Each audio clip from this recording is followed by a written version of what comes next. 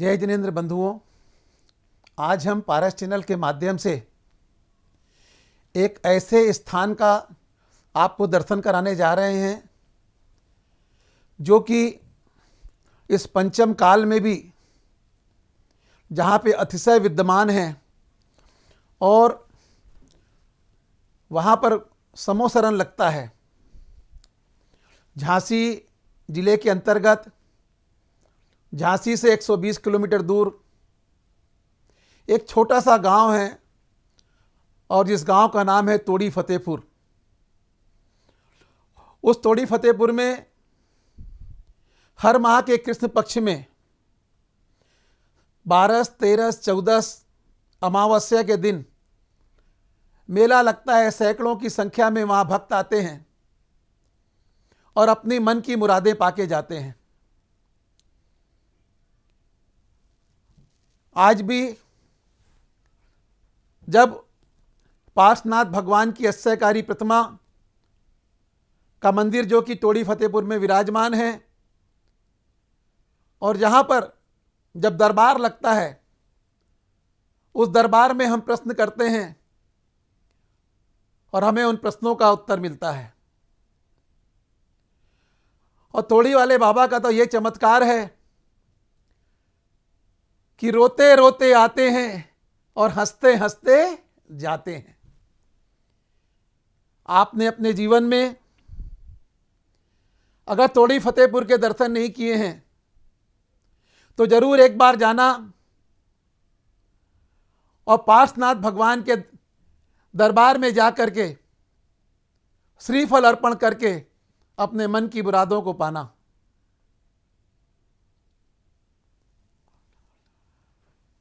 एक ऐसा दरबार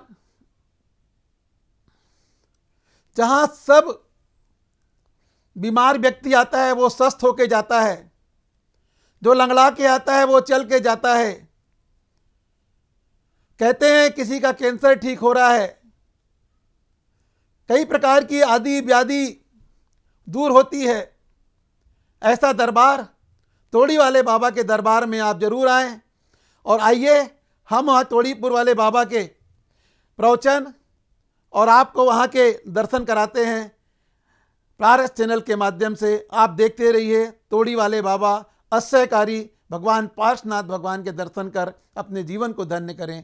जय जिनेंद्र। उत्तर प्रदेश के जिला झांसी में मऊरानीपुर के समीप स्थित अतिशय क्षेत्र तोड़ी फतेहपुर एक ऐसा अद्भुत क्षेत्र है जहां देवभूत अतिशयों का आज भी प्रत्यक्ष देखा एवं अनुभव किया जा सकता है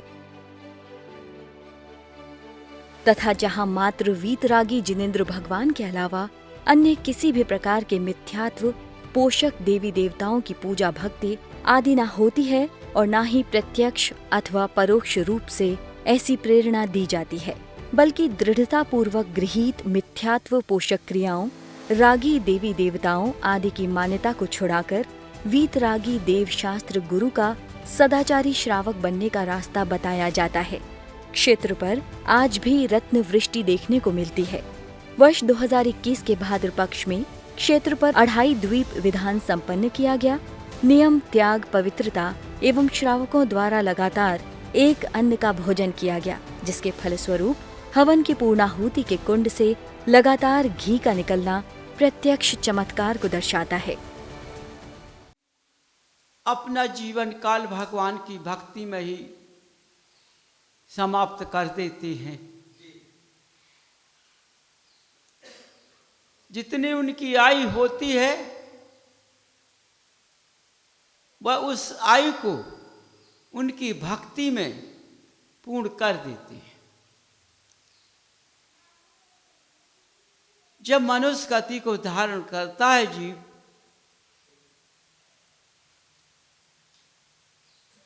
वही क्रिया उस मनुष्यों ने की है कि हम इनका अभिषेक पूजन करने के बाद इनकी भक्ति साधना त्याग तप हम सब करेंगे।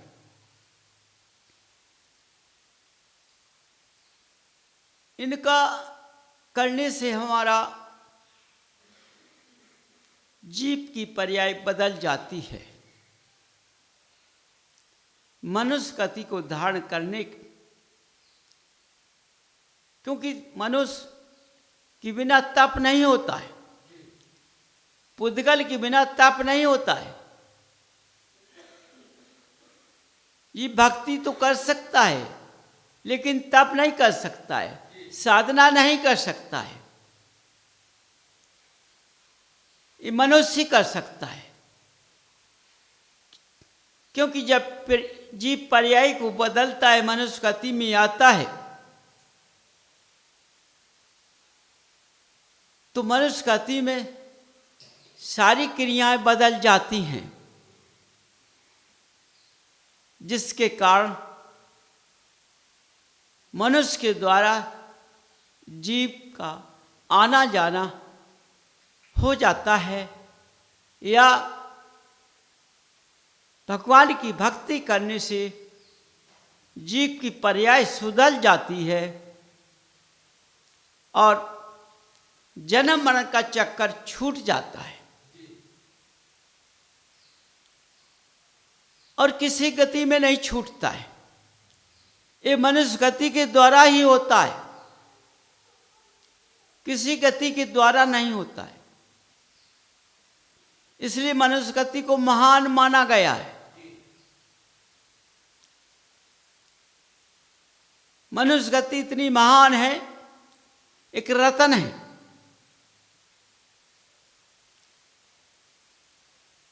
जिसके द्वारा जीव का मन छूट जाता है आने जाने का।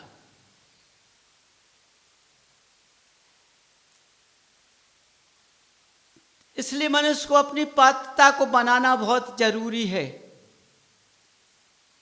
यदि वह अपनी पात्रता को नहीं बनाता है तो भगवान का आपसे पूजन क्रिया से नहीं होता है, पवित्रता से नहीं होता, अशुद्धियों के द्वारा होता है। तो अशुद्धियों के बाद से कुकुर को की ज्ञान आ जाता है, उनके रास्ते पर चल जाता है मनुष्य। इसलिए धर्म से दूर हो जाता है, उनकी भक्ति से दूर हो जाता है, उनके पूजन और तप करने से कोई लाभ नहीं मिलता है। गृहस्थ बिगड़ जाता है,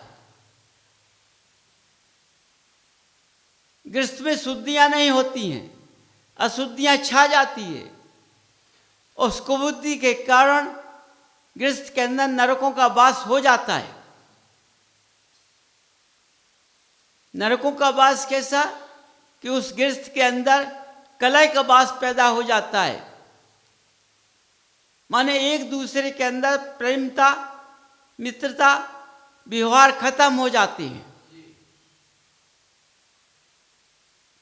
विनय मर्यादा चली जाती है।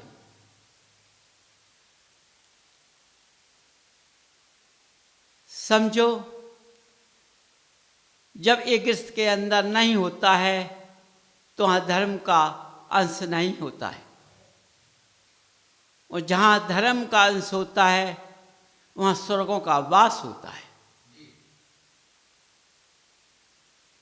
वहाँ धर्म की मर्यादा होती है, विनय होता है, शील होता है।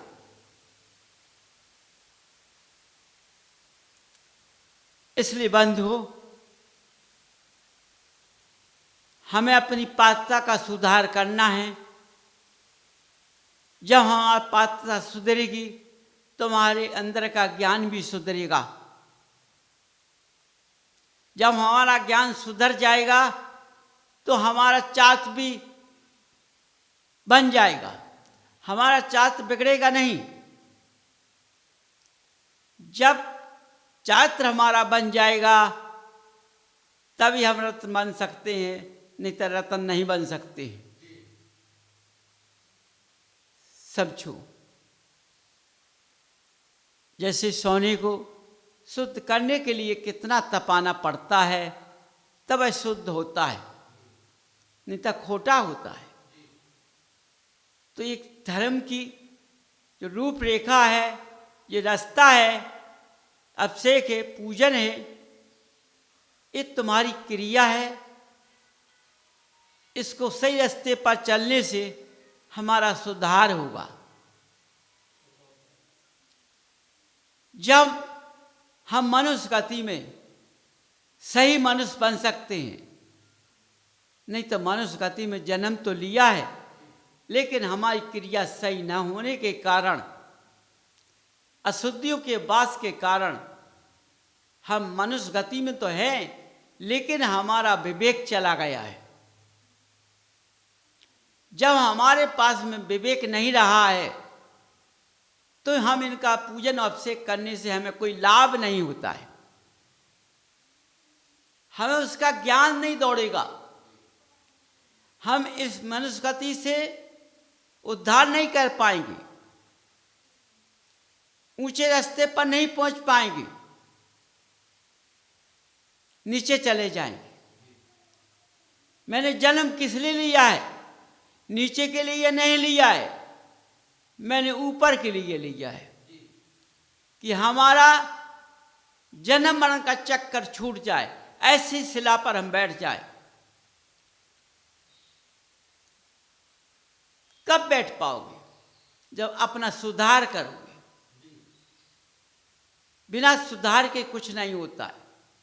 तो आज मनुष्य अपना सुधार नहीं कर रहे हैं,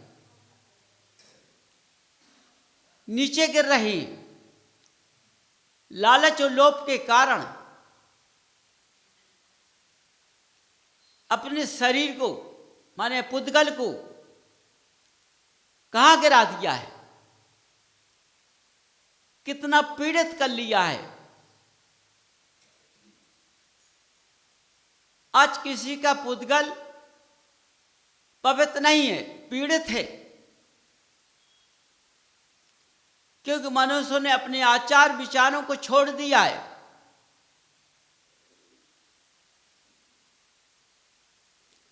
जब आचार विचार चला गया है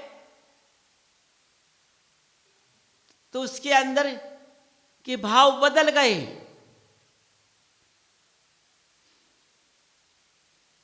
जब भाव बदल जाते हैं तो रास्ता कैसे मिल जाएगी? वो भगवान के पास कैसे पहुंच जाएगा? वह जिनालय में कैसे पहुंच जाएगा? मनुष्य जिनालय तो जाता है लेकिन पहुंच नहीं पाता है जिनालय में। पुद्गल दिखाई देता है लेकिन घूमता है, चितौरों को देखता है, अपने मस्तक को झुकाकर वापस चला जाता है। समझो, उस जिनालय में जरूर आया, उसको भगवान दिखाई नहीं दिए, जिनवाणी मां दिखाई नहीं दी। जिनालय आया है, जिनालय दिखा नहीं है, क्योंकि उसके भाव, उसका मन, उसकी क्रिया जिनालय योग्य नहीं थी। इस सारे क्रियाएं पवित्रता के द्वारा होती हैं, अपवित्रता में बदल जाती हैं। इसलिए मनुष्य को पवित्र होकर जिनालय आना चाहिए। अपने गृहस्थ को भी पवित्र बनाना चाहिए। यदि गृहस्थ पवित्र बन जाता है तो वहां सुदेवों का वास हो जाता है। जब सुदेवों का वास होगा तो उनका मन, उनका वचन, उनकी काया, उनकी भावना, उनकी विनय, उसकी मर्यादा, ये सब उनके पास में आ जाएगा तो भगवान का रास्ता मिल जाएगा, देवादेव अरहंत देव का रास्ता मिल जाएगा, महावीर का रास्ता मिल जाएगा। महावीर की संतान बन जाएगी। इसलिए मनुष्य अपने ज्ञान को जगाओ कि हमें किस तरह से चलना है। यदि तुम चलना न सीख पाए तो तुम्हारा मनुष्य गति में आना सार्थक नहीं है।